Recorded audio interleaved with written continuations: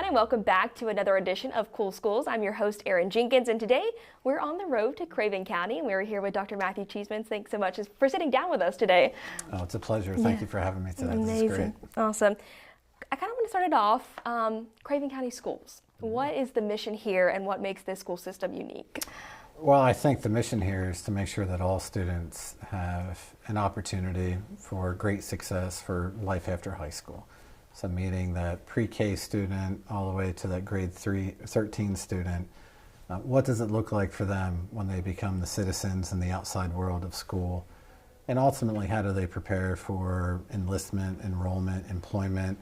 But really, what are the skill sets? So I think that's really what the vision is of the Board of Education, is to make sure that besides the individual academics in a specific content area, but what do we really provide to our students? What do we really give them as tools to be successful for life after high school and into society? So I think what makes us unique is just really how Craven is structured as a county, and the opportunities to work with very dynamic and diverse communities. And so every area of Craven is a little bit different than the other, and I think that's really what attracted me to come to Craven County Schools. Yeah. Speaking of that, for those who don't know, you're kind of new here. Yeah. How have things been going for your transition here to Craven County Schools? Well, it's been fantastic, and my wife, daughter, and I are very appreciative of the open arms and the responsiveness to our community members who are eager to have leadership here in Craven County Schools. But at the same time, started February 1st, called out 5 school days or snow days, which is fantastic. So the kids may have loved me without ever meeting me. Yeah. Parents were a little upset by Wednesday. But really, you're walking into a school system that was already in action. Yeah. And so you're not starting from 0 and running to 100. You're really walking in to learn what are the traditions that we want to value, where are the transitions that we need to make change to. But you want to get into, or I want to get into all of our schools, be available to our community, and to really understand what they believe public school education should look like here in Craven County. Yeah. Are those kind of some of your goals that I know there's probably a lot of overarching ones as well, but kind of the short-term goals for you? Well, in the short term, you look from February until June, and we conclude our schooling right at the end of May with a little side into June with our professionals. But in that amount of time, my goal is to understand where our principals are in terms of their leadership for their schools, where our APs are in terms of what pipeline development looks like, what our teacher needs are in terms of resources, professional development, but also at the same time, where are our students in terms of their academics, but in terms of their wellness. Part of what I'm also looking for is our community. What do the communities desire for what their public schools look like, sound like, feel like? But at the same time, what can we as a public school institution give back to our communities? So I'm really looking at the relationship piece of how tied our parents feel to our schools, how well our educators feel valued, respected, and heard, and also, do our kids want to come to school?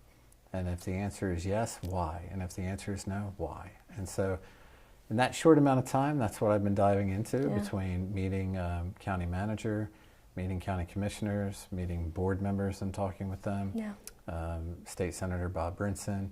I mean, just really immersing myself into the flow of what's already happening without being a barrier at the same time. And then really start to put together what July 1 and later looks like for next school year. You talk a lot about the community piece. How do you guys engage with parents, guardians, community members in general? How would you say you guys do that? I think face-to-face is probably always the best bet as well. Parents are always welcome to come into their public schools. And I think our teachers do a lot of that for us, and we may not always see it, but we know it's happening. Community events, but also one-to-one conversations around where their child is or where their children are. But I also think that invitation. We have a great PIO and a great marketing team around what's happening in Craven County Schools, so people feel informed. They have it at their fingertips to know what's going on. No matter what community in the county, people know what's going on. So I think more so is to maybe be a great listener in this time, not so much a speaker, to hear what's happening in the communities and how they invite me into their arena. And so far, it's been pretty exciting, and I've been into a lot of those arenas already. Amazing. This far in, have you seen any just challenges? I know every school district has those across the state of North Carolina, but any unique here to Craven County? Well, I think what's similar across the state is state budgets, but also the profession of being an educator. Yeah. Is where are they coming from? How do we acquire top talent? Always looking for mathematics, science, EC.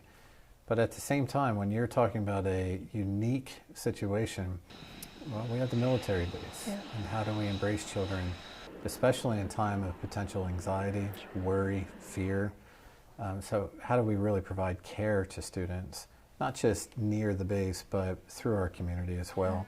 But also, how do we receive students who are coming in, and how do we love them and send them when they go out prepared for their next step? So I would say that's very unique to us. Yeah. Yesterday I spent time at Havelock High School, truly enjoyed a Navy JROTC program, Parade of Colors, and having their inspection to have a real, true lieutenant commander stand in front of them to guide them in just somewhat of the character building, leadership development, service orientation.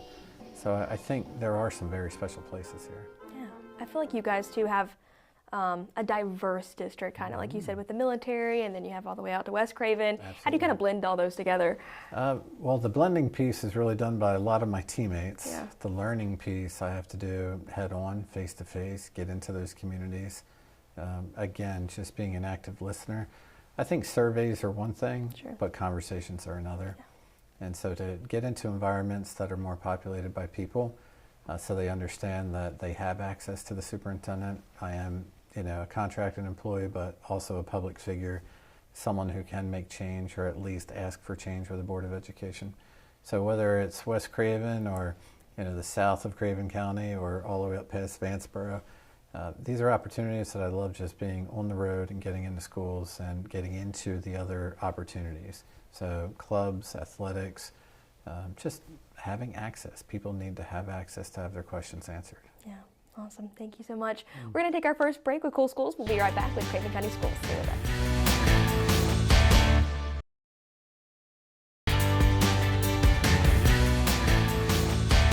Hello everyone, and welcome back to Cool Schools again. We are here in Craven County with Dr. Cheeseman. I want to talk a little bit about you guys have a lot going on in this district. Can you talk about some of the initiatives and programs and partnerships that you guys have? Oh, I can, and I'm still new to it, but excited to get out and be a part of it. Let's talk about academics first of all. Very excited to be able to be a strong partner with Craven County Community College. Specifically, high school students being able to take courses both from their traditional setting but also from their early college setting. Dr. Stalls and I together attended a My Future NC meeting where we learned where our attainment looks to be moving forward with. Obviously, we want great credentials for our students and opportunities, which then leads into where our CTE programs are. So we have a robust offering of CTE programs. As I said earlier, even including JROTC now is something that the state is looking at how that umbrella fits under, or how that program fits under the umbrella. But at the same time, being very intentional around what are the pathways for students. So we try to work with our academic partners. We try to work with our CTE, employer, business partners. But we have an awful lot of skills and trade opportunity for where we are in Eastern North Carolina. So when you look at STEM opportunities, STAR base in the south, working with the military base. Specifically, we just have so many opportunities that sometimes we have to funnel them and channel them into singular moments that families get to choose. But right now, it's getting out for myself into the community to learn those business opportunities and employment opportunities for children. But at the same time, we look for kids to graduate with skill sets that if college and university may not be their pathway, they can still find and apply to and be accepted to a full-time job with really strong salaries here in Eastern North Carolina of $50,000, $60,000, $75,000 a year. So what I'm really hoping for is to take that entire conglomerate and really start to ask parents, 5th grade, 6th grade year, what are your students' interests? 7th grade, 8th grade year, here's what they can possibly do in high school. Through high school, how does this apply to the next level? And then once you get to the next level, then morally, how do you give back a little bit? Yeah. So pretty excited about it all, but Yeah. a lot of learning with all the For different sure. choices in Craven County. Yeah. For parents who maybe don't know what CT is, career and technical education, Yeah. could you just talk about that and kind of the opportunities that lie in Sure. Craven County? Oh, absolutely. Well, there are more specialized opportunities when Yeah. you think about, a lot of people go to the trade opportunities. So when you're looking at welding and masonry and electrical, those are things that parents may think of right away. Veterinary tech, health sciences. So the field has just really blossomed. And as I said, ROTC is starting to come under that umbrella. So when, as a parent, you're looking at your child and thinking about what their interests are, you also think about what sustainability looks like and quality of life for after high school. Yeah. And you try to match what their interests are into an opportunity for the future that they can have a really great productive life and be a productive citizen of society. Yeah. So with career and technical education, state of North Carolina provides blueprints of instructional outcomes that our teachers utilize in order to educate our kids. And so they really look at minimizing class sizes, increasing student opportunity engagement, internships, business partners. And so students who believe that's a better quality opportunity for them, plumbing, whatever it might be. And so if we don't have it, we can look into trying to get it. But what we do have, we have strong certified teachers to work through those moments. Yeah. But it just gives students another choice, another opportunity. And honestly, that's what you want your child to have for life after high school is choice. Yeah, definitely. Talk about also just technology growing in the classroom. I know we have a lot of STEM stuff happening in artificial intelligence. What does Yes. that look like as well? There's a lot with that. I'm certainly not the master of Yeah. artificial intelligence, but well, let's talk about technology. Yeah. So obviously this is my 31st year in education, so I can literally tell you the historical time of technology of the old TRS-80 computer all the way to what we do now with touchscreens. But even now, the AI that may be thinking for you, making life a little bit easier when used in the most appropriate way. So I think as public school educators, what we really try to do is look at two different buckets. And the first bucket is how do we use AI and the associated tools to make our professionals more effective and efficient at the work that they're trying to do in terms of, desired outcomes, opportunities for students, instructional lessons, reporting, recording, whatever it might be. The other part of that is how do we as a public school institution educate children on the value of AI, what it can and cannot do, and what you should not do in terms of being a productive citizen. So we really look at, number one, safety with what State Board of Education desires, what our local Board of Education desires, where our general statutes are, just in terms of the safety. How do the policies of Craven County Schools kind of move the work, but also protect the children? Yeah. And so, like the old days of the initial iPad that you may have had, and you actually got to take it home, well then some parents may not have known how to use it and use it effectively and use it safely.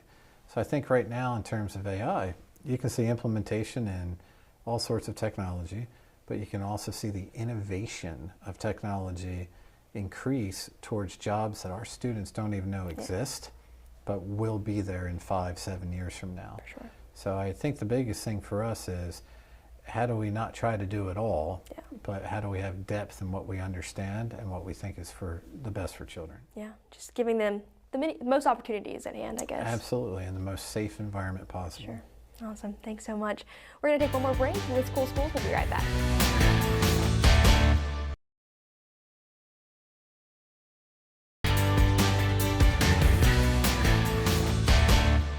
We're back in Craven County Schools with Dr. Cheeseman. Now I want to talk about just some exciting things that you guys have on the horizon, the new Freedom Middle School that's being built in Havelock right now. Yeah, very exciting time, and I entered into that exciting time thanks to the North Carolina Education Lottery and General Assembly establishing the Needs-Based Public School Capital Fund grant. Craven County Schools applied and qualified and received about a $17 million grant to do a renovation at Tucker Creek Middle.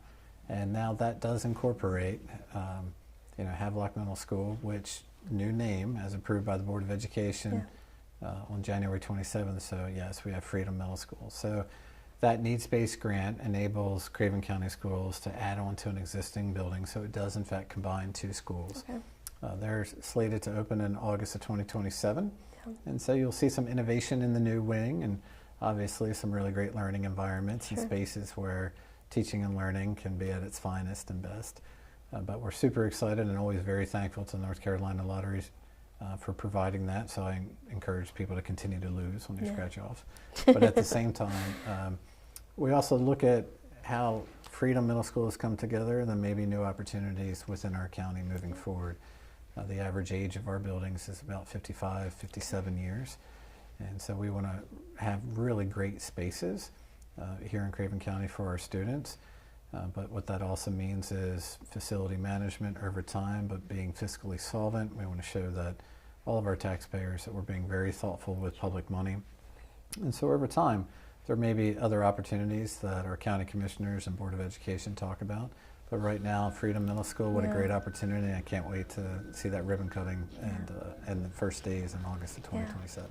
We did a story when you guys did the groundbreaking, and you guys brought students from both schools together. Can you talk about just that combination and blending? Well, it's very interesting because you know, obviously they have just representation of the schools that they're in, but to bring students together and give them a hard hat and a golden shovel to be a part of something that others have not been a part of, well, that tends to resonate and move through both populations. And to hear the band and then hear the chorus and have student engagement and involvement, and you see the adults from our commissioners and the NC Lottery and some of our Board of Education members, and so you see the adults who are supporting students, parents, teachers, others.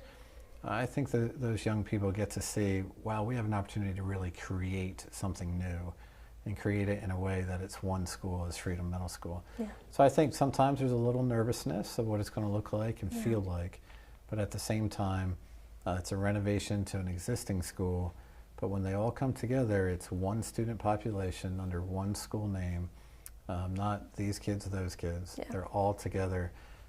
And so our educators are going to love them and respect them and value them as one student population, and we're excited about that. Awesome. Maybe going a little bit off topic here. A big topic in North Carolina, the school voucher, school choice program with public schools. Sure. Could you talk about just that and kind of the value in a public school education as well? Well, I think public school education specifically, if you're listening to your community, you have an opportunity to really shape what you think is best for your students in this region, in this time and moment. I think school voucher and school choice, sure, it's an opportunity for parents. But at the same time, in terms of public school education, we offer an awful lot for children to be successful for life after high school.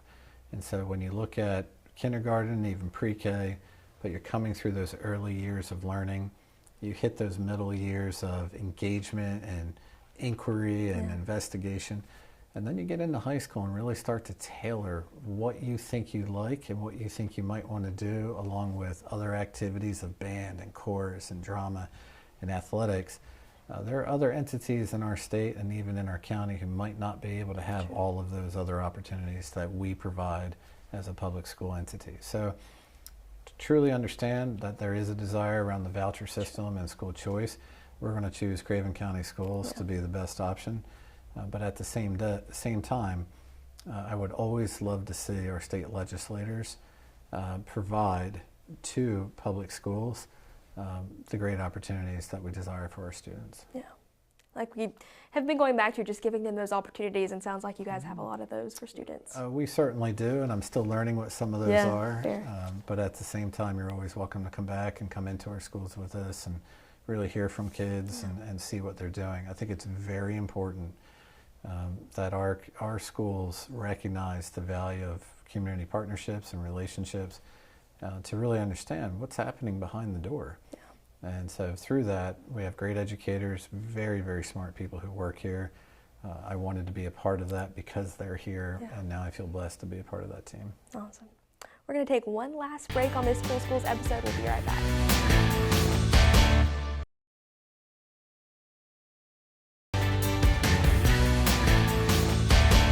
Welcome back to Cool Schools. As we're wrapping up with Dr. Cheeseman today, just kind of want to ask you, is there a message you would like to send to parents or community members who might be listening to this in Craven County? Oh, absolutely. First of all, we're very thankful that you choose Craven County Schools to be the institution of choice for your student, whether it's a pre-K student, middle school student, high school student.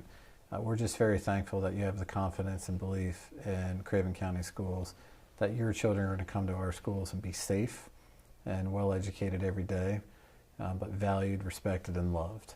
And so we're just very thankful. The other part of that is I just want to send the message that your voice matters, and speak with your principal, speak with your school counselors, talk with your teachers. It's great that children have success, but even the most successful have worries and fears and doubts. And so how do we really just work with all of our students to recognize where they are in real time? The last thing I'll say is we have phenomenal educators.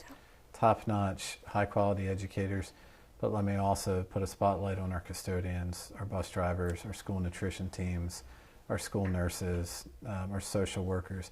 These are people that if we did not have them in place, you would not have public school every day. And so I just want to say to our families and our community, thank you for allowing us to be the educational institution for your students, and that your voice really guides us in the work that we do. That's awesome. As we kind of wrap up here, you're almost a month in. What's been your favorite part about being a superintendent here so far? Being right in the arena with students.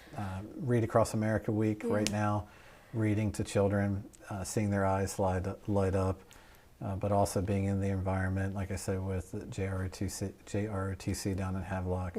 But also just being that person that can see the success, but also see the potential, and then be able to work with teams and work with great educators and families to make sure that that potential then comes to fruition in some way.